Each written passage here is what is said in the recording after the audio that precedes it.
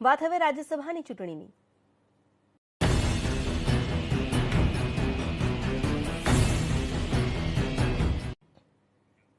રાજ્યસભાની ખાલી પડેલી 2 બેઠકોની ચૂંટણી માટે આજે 2 ઉમેદવારો ફોર્મ ભરશે। રાજ્યસભાની ચૂંટણી માટે ભાજપના બંને ઉમેદવારો આજે ફોર્મ ભરશે।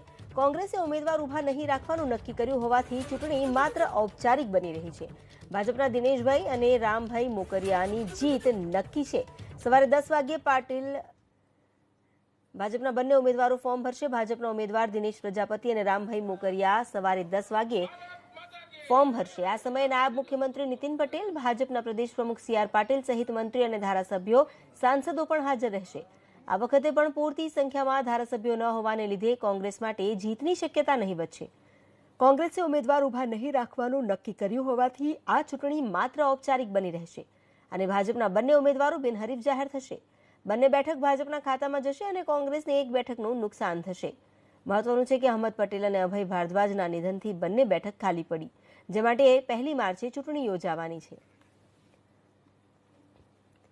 તો રાજ્યસભાની આ બંને ખાલી પડેલી બેઠકો માટે ચૂંટણી જો કે માત્ર ઔપચારિક બની રહેશે।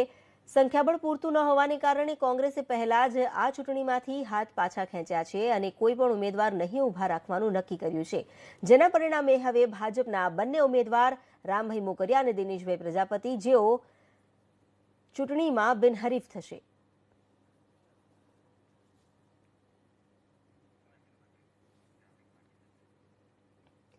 તો રાજ્યસભાની ચૂંટણી માટે ભાજપના બંને ઉમેદવારો આજે 10 વાગ્યે ફોર્મ ભરવા નીકળશે। રાજ્યસભાની ચૂંટણી માટે 11 ફેબ્રુઆરી નોટિફિકેશન ઇસ્યુ કરવામાં આવ્યું। છેલ્લી તારીખ 18 ફેબ્રુઆરી છે ઉમેદવારી નોંધાવવાની, ત્યારે આજે જ આ ફોર્મ ભરીને તેઓ ઉમેદવારી નોંધાવશે।